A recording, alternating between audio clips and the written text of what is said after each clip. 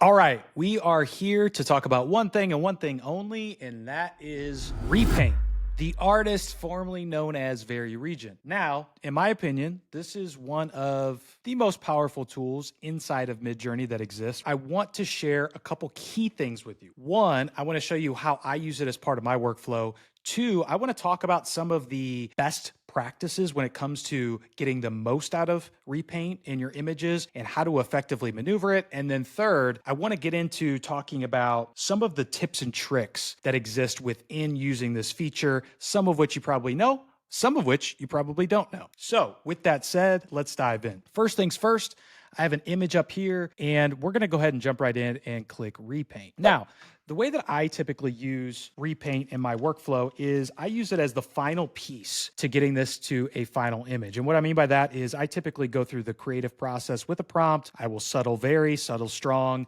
things of that nature, pan, zoom out, whatever it may be. And then I get into Repaint as the very last step. And what I'm looking for here is really the 80 to 90% of the final image. And I use this as a way to think about the cleanup of the image. So think about eliminating distractions, think about adding other elements, think about fixing things that just don't quite look right to salvage an image. So let's talk about the image that I have up on the screen. Let's just say I want to select this vein in his forehead as sort of a distraction. And maybe we'll go even a little bit smaller than that. I hit submit and it's going to tell me for best results, you need to select more of the image to replace. Now, I'm going to show you a little trick that I've learned along the way. If you run into this problem and you don't really want to select other pixels within the image, I can actually select a little bit outside of this and then just drag this down. And now it's going to let me run it. So like I said here, this may be a vein. Maybe I've got an issue with the fire. Not necessarily that this is the case, but let's just say I wanted to make this filled in and have this all be a flame instead of this hole here. That's an option too. And so I can select that and run that and hit submit, and I'll likely get a fix in that first roll.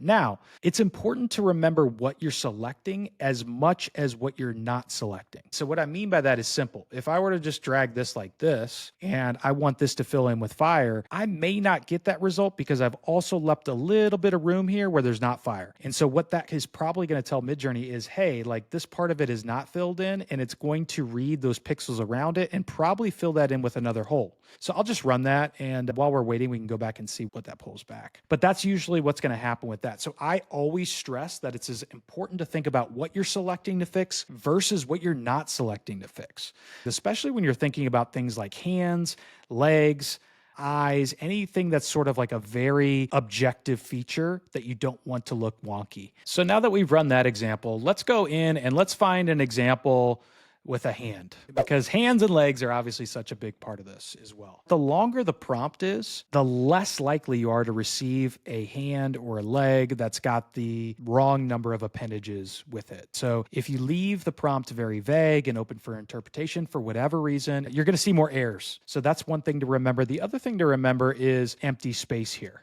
I can probably just select this space here, and it's going to most likely give me that fifth finger.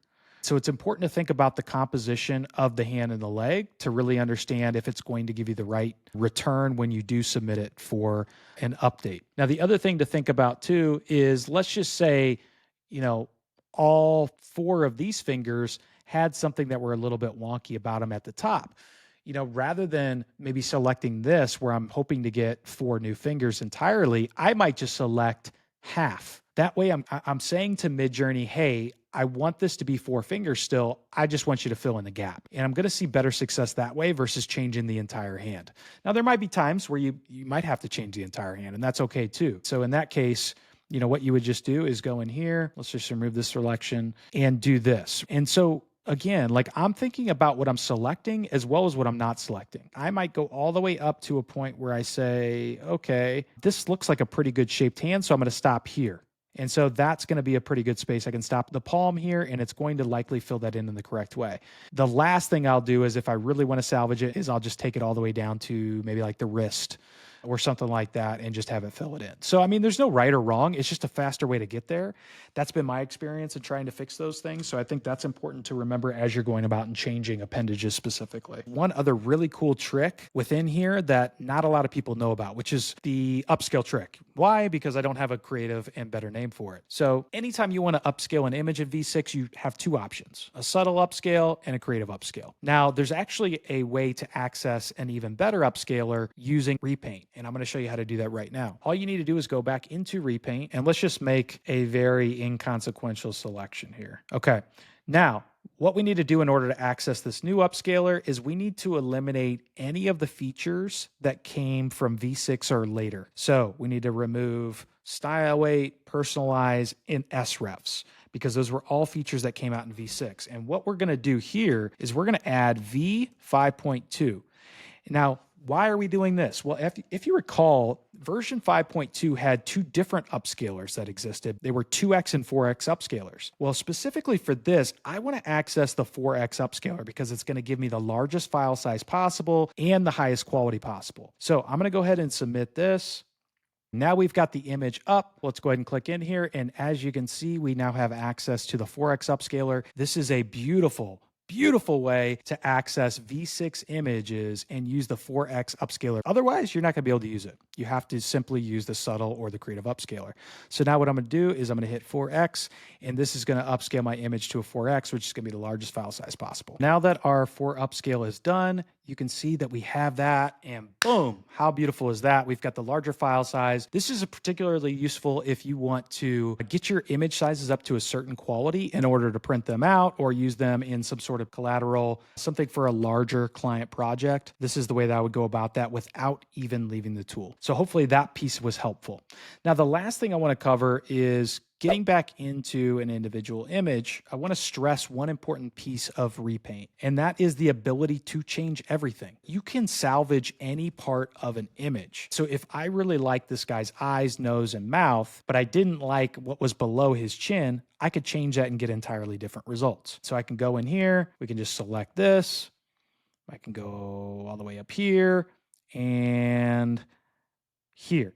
Right? And I can go ahead and run this, and now I'm going to get brand new results from the chin down. Now, what if I wanted to change something else? If I wanted to remove the chain, I could do that. I could basically take this like this, select it, and then what I'm going to do is I'm going to remove that piece from my prompt. That way I'm telling Midjourney this is not a part of the prompt anymore. So it's more likely to remove that. And as you can see, I missed a little piece there, so we'll see if that actually happens. Now, let's just pretend I don't like his eyes for whatever reason. Now, this happens a lot because when I do a lot of portraits, I'm thinking about the emotion that's coming through with the image. And if the eyes aren't right, or the mouth's not right, or there's nothing that really screams anything emotional, then I need to go ahead and change it. But the reason I do that is because there are other pieces of the image that I really, really like. I like the color grading. I like the composition. I like the chain. I like his mouth. I do like his eyes here, but let's just go ahead and change them, just to kind of show you what I'm talking about. I don't think like it's perfect to do it this way in terms of like changing individual facial features like eyes or nose or mouth. They can give you sometimes inconsistent results,